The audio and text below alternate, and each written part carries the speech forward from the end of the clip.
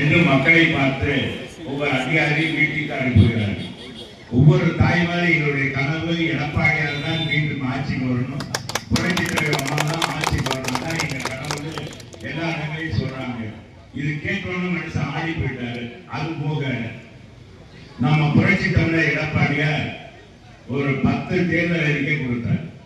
இந்த 10 தேர்தல் அறிக்கையும் அவர் தூங்கவே விடல.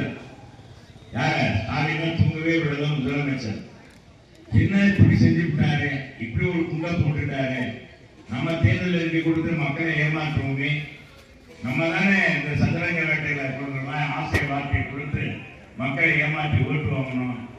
இப்ப என்ன இவர் செயல்படுத்தக்கூடியவரே அதிமுக சொல்வதை செய்யும் செய்வதை சொல்லும் என்று ஏற்கனவே ஸ்டாலினுக்கும் தெரியும். எனவே அவர் அரண்டு போய்தான் இந்த கோடை விடுமுறை பரிசனம் மாணவர்களுக்கு தான் கோடை விடுமுறை நாம விடுதலை கேட்டிருக்கோம்.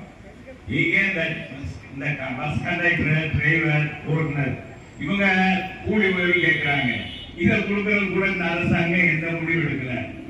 அதே மாதிரி அங்கன்வாடி பணியாளர்கள் பணி நிரந்தரம் கேட்கிறாங்க, கூலி உதவி கேட்கிறாங்க, கொடுக்கல. தூய்மை பணியாளர்கள் தான் கொடுக்கல.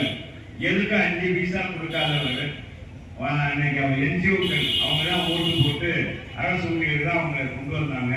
அரசு ஊழியர்களுக்கு எதுவும் செய்யாத இந்த அரசாங்கம் திடீர்னு மக்கள் மீது இத்தனை வருஷம் இல்லாத கரிசனத்தை இந்த வருஷம் மட்டும் செய்யறதுக்கு காரணம் என்னன்னா அவருடைய கொடுத்த நம்ம அண்ணன் எடப்பாடியார் கொடுத்த அந்த தேர்தல் வாக்குறுதி தான் மிகப்பெரிய வாக்குறுதி. குலவிளக்கு திட்டத்தின் அடிப்படையில் பெண்களுக்கெல்லாம் மாதம் 2000 ரூபாய் வழங்கப்படும் என்றார். அது 2,25,00,000 குடும்பங்களுக்கும் வழங்கப்படும் சொல்லிட்டார். அப்புறம் என்ன சொல்லிட்டாரு, வாடகை வீட்டுல குடியிருக்கிற